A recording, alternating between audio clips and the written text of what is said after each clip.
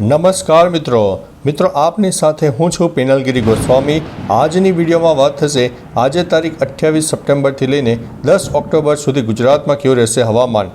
મિત્રો આજથી ગુજરાત અને તેની આસપાસ વરસાદની સિસ્ટમ સક્રિય થતાં દક્ષિણ ગુજરાત, સૌરાષ્ટ્ર અને મધ્ય ગુજરાતના અનેક ભાગોમાં વરસાદની હેલી શરૂ થઈ જશે। અનેક વિસ્તારમાં કહી શકાય કે મધ્યમથી વધુ વરસાદ પણ થઈ શકે છે। અત્યારે જ્યારે નવરાત્રિના હવે 4 દિવસો બાકી છે ત્યારે આગામી 4 દિવસો ગુજરાત ઉપર વરસાદને લઈને ખાસ ખતરો છે અને ખાસ કરીને 28 તારીખ, 29 તારીખ અને 30 તારીખે વધારે વરસાદનું જોર જોવા મળી શકે છે।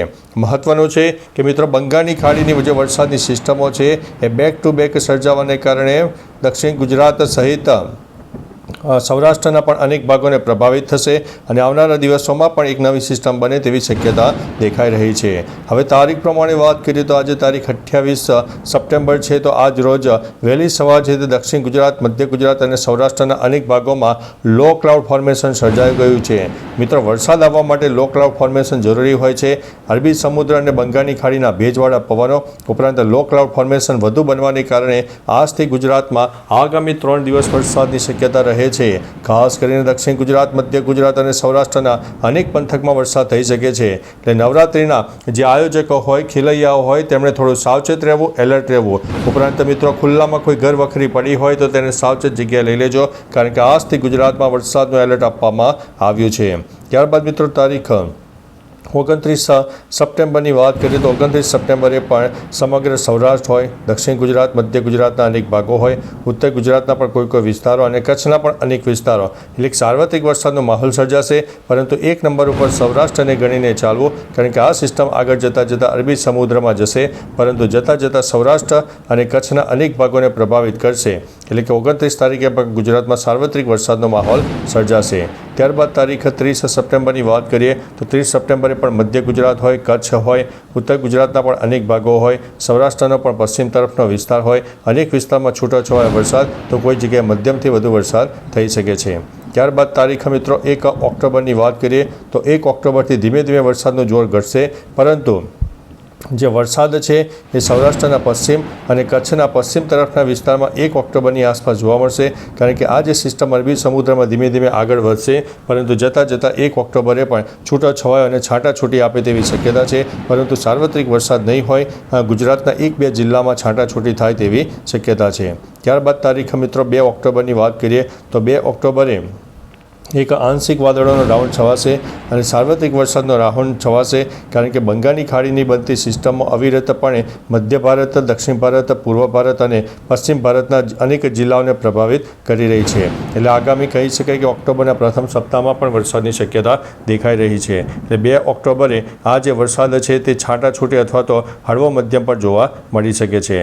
ત્યારબાદ મિત્રો તારીખ 3 ઓક્ટોબરની વાત કરીએ તો 3 ઓક્ટોબરની આસપાસ વરસાદ વિરામ લે, તાપ તડકો ઉઘાડ નીકળે, પરંતુ બંગાળની ખાડીની ફરીથી એક સિસ્ટમ આગળ વધશે, જે સામાન્ય સિસ્ટમ હશે, જે છૂટોછવાયો વરસાદ પણ આપી શકે છે। ત્યારબાદ મિત્રો તારીખ 4 ઓક્ટોબરની વાત કરીએ તો 4 ઓક્ટોબરે પણ મધ્ય ગુજરાત, દક્ષિણ ગુજરાત, ઉત્તર ગુજરાતના અનેક ભાગો હોય, સૌરાષ્ટ્રના પણ અનેક ભાગો હોય, જેમાં અપર ક્લાઉડ ફોર્મેશન જોવા મળશે। વરસાદ થશે, પરંતુ છાંટાછૂટી અથવા તો નાનકડા વરસાદી ઝાપટા થાય, અને તે પણ લોકલ ડેવલપમેન્ટના કારણે। ત્યારબાદ મિત્રો તારીખ 5 ઓક્ટોબરની વાત કરીએ તો 5 ઓક્ટોબરે પણ સમગ્ર ગુજરાતમાં એક સાર્વત્રિક વરસાદનો માહોલ રહેશે, જેમાં કચ્છને બાદ કરતાં મોટાભાગના વિસ્તારમાં છાંટાછૂટી હળવા મધ્યમ વરસાદની શક્યતા રહે છે। ત્યારબાદ મિત્રો તારીખ 6 ઓક્ટોબરની વાત કરીએ તો 6 ઓક્ટોબરે પણ એક સાર્વત્રિક વરસાદનો માહોલ રહેશે, કારણ કે બંગાળની ખાડીની આપણે જણાવ્યું તે પ્રમાણે જે સિસ્ટમ છે તેનો ઘેરાવો મોટો છે અને કહી શકાય કે ભારતના અંદાજિત 80% વિસ્તારોને આ સિસ્ટમની અસર દેખાઈ રહી છે। એટલે અવિરતપણે અને બેક ટુ બેક બનનારી સિસ્ટમોને કારણે ગુજરાતમાં વરસાદની શક્યતા દેખાઈ રહી છે। ત્યારબાદ મિત્રો 7 તારીખથી આજે વરસાદનું જોર ઘટી શકે છે અને ધીમે ધીમે એક ઠંડીનો માહોલ સર્જાશે, પરંતુ જે દક્ષિણ ભારત છે, દક્ષિણ ભારતના અનેક જિલ્લામાં હજુ પણ વરસાદની શક્યતા 7 ઓક્ટોબરે પણ જોવા મળી શકે છે। ત્યારબાદ મિત્રો તારીખ 8 ઓક્ટોબરની વાત કરીએ તો 8 ઓક્ટોબરે બંગાળની ખાડી ફરીથી એક્ટિવ થાય, સામાન્ય એક કહી શકાય કે ક્લાઉડ ફોર્મેશનનો માહોલ મધ્ય ભારતમાં સર્જાય અને ગુજરાતના પણ સૌરાષ્ટ્રના અનેક વિસ્તારમાં લો ક્લાઉડ ફોર્મેશન દેખાઈ રહ્યું છે। ત્યારબાદ મિત્રો તારીખ 9 ઓક્ટોબરની વાત કરીએ તો 9 ઓક્ટોબરે તમે જોઈ શકો છો કે બંગાળની ખાડી હજુ પણ એક્ટિવ રહેશે, જે પૂર્વ ભારત સહિત દક્ષિણ ભારત અને ઉત્તર ભારતના અનેક જિલ્લાઓને પ્રભાવિત કરે।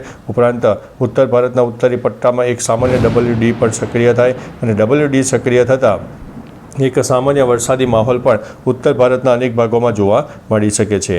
ત્યારબાદ મિત્રો તારીખ 10 ઓક્ટોબરની વાત કરીએ તો 10 ઓક્ટોબરે પૂર્વ ભારત હોય દક્ષિણ ભારતના અનેક જિલ્લાઓ પ્રભાવિત થાય. ગુજરાતમાં ધીમે ધીમે વરસાદ વિદાય લે તેવી શક્યતા દેખાઈ રહી છે અને એક શિયાળાની ઠંડીનો સામાન્ય માહોલ પણ સર્જાઈ શકે છે. ત્યારબાદ મિત્રો તારીખ 11 ઓક્ટોબરની વાત કરીએ તો 11 ઓક્ટોબરે સંપૂર્ણ તાપ તડકો ઉઘાડ નીકળે, વરસાદનો વિરામ રહે તેવી શક્યતા દેખાઈ રહી છે.